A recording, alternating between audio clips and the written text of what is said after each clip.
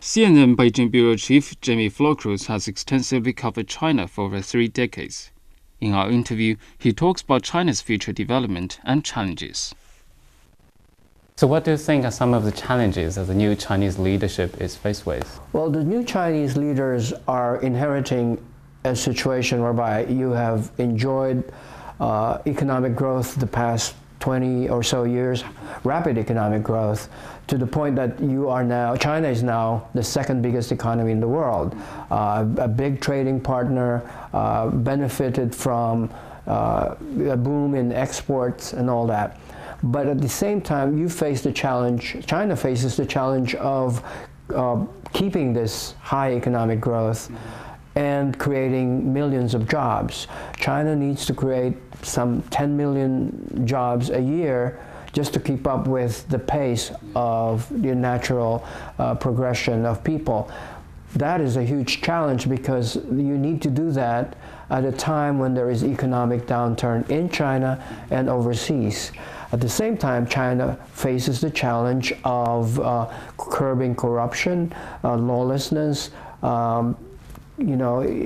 keeping the social stability, and also curbing the environmental degradation. And how do you think China should cope with this slowing economic growth? Do you think like urbanization or the development of the service sector would help with it? Yes, I think that is probably the mid to long-term solution. Continued urbanization, meaning you bring slowly and in a managed way more farmers to do non-farming jobs, and one way to do that is to develop the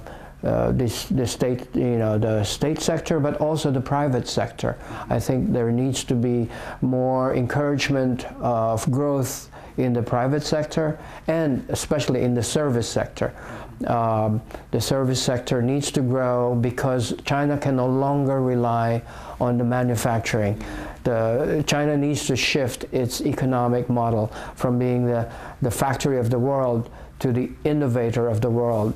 So you need more innovation, you need more development in the service sector. And that could be the next growth for China. And how do you think that China should cope with its, the growing, wealth gap? That is a very important challenge that China faces now.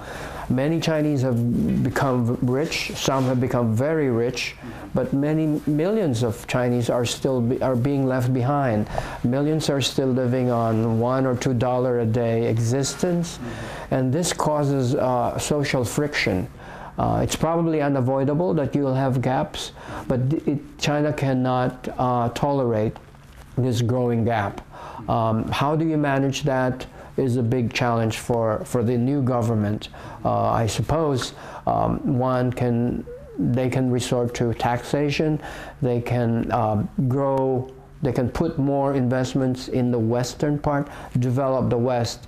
The the ongoing program should continue, and I think should get more money. And how do you think we should strike balance between environment protection and also the urbanization and development of the western or northwestern China?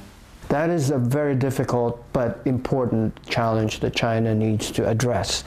China has grown very fast, the economy has grown very fast, but at a very high cost, and the cost is environmental degradation. The damage to the economy, to the ecology and the environment has been huge, and this has caused mid to long-term problems. China needs to clean up its water, its air, the resources, the mountains.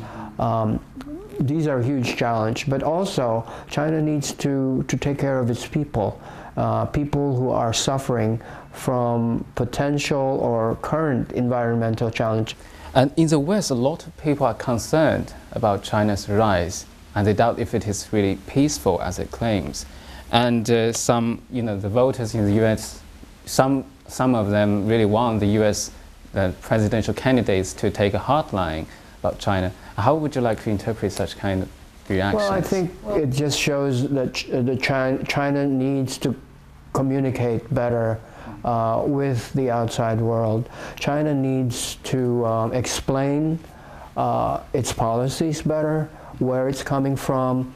China is a very complex country and a very complex story to tell. And that is the challenge that China and the Chinese media face.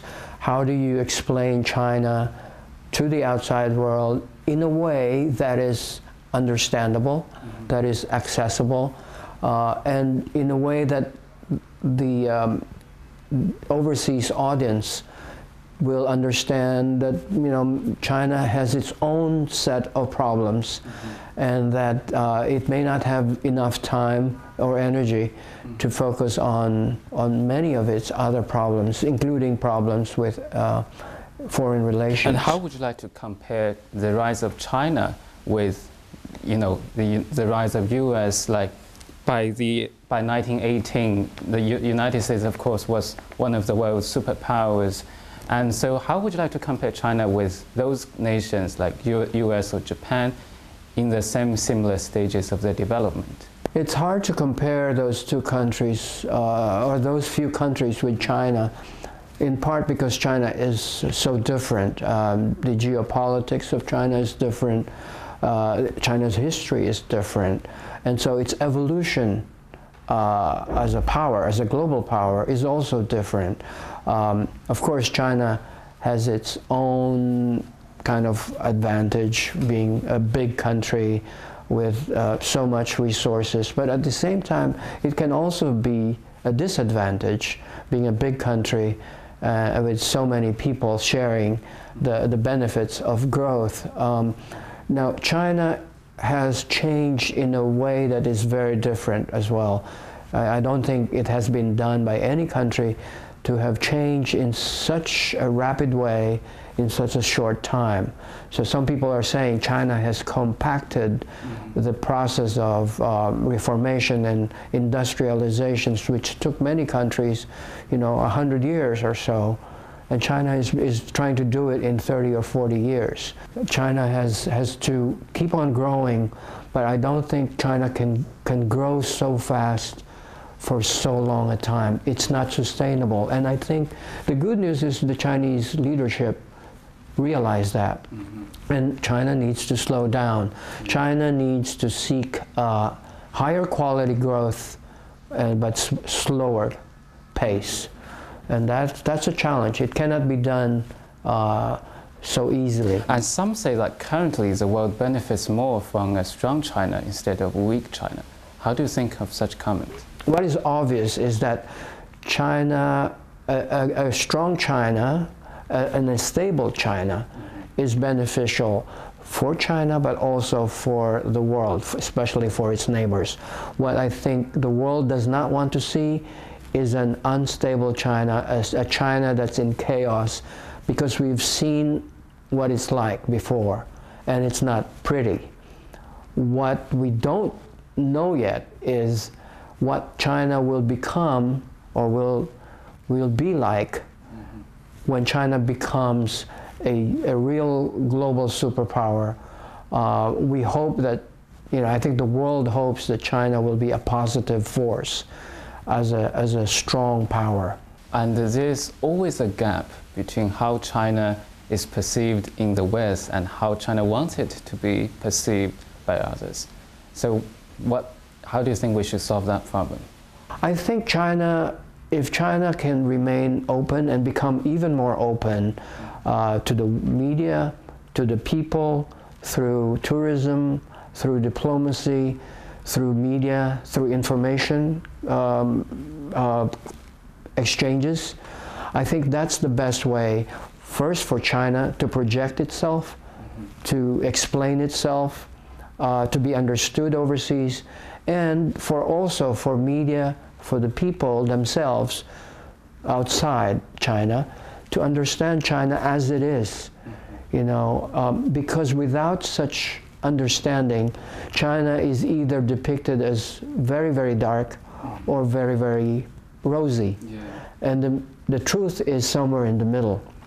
China has its redeeming virtues and values, but China also has its set of problems. China has made a lot of successes, but China also faces a lot of challenges. China has also its share of failures. And I think China needs to be looked at as a whole.